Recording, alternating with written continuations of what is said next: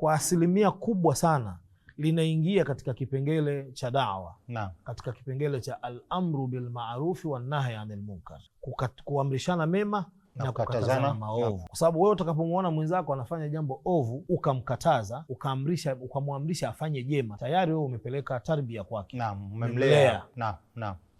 Haya ndio malezi ambayo yanahitajika kwa watu wazima. Kwa watoto huku kuna malezi zaidi ya hapo.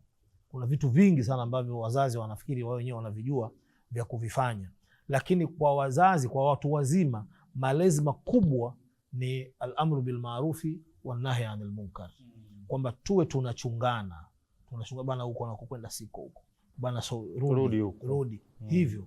Na hii sasa ni amru mushtarak, ni jambo la watu wanashirikiana, sio kwa maana kwamba kuna kikosi kimoja kazi yake ni kulea tu, wengine ni kulelewa tu. Hapana, sote tunaleana, japokuwa kuna wengine ni wataalamu wa hayo malezi, watakuwa na mzigo mkubwa, lakini hata hao wataalamu inafikia wakati mwingine nao walelewe. Mtaalamu wa malezi analelewa kwa sababu akionekana yale uliowafundisha wenzako unakwenda nao kinyume, na wewe utaambiwa, wewe unakumbushwa, ndio na wewe umelelewa huko, sipo huko. Na wewe umelelewa. Na watu wasiwaache au wasituache. Qur'ani mwongozo wangu, Qur'ani mwombezi wangu.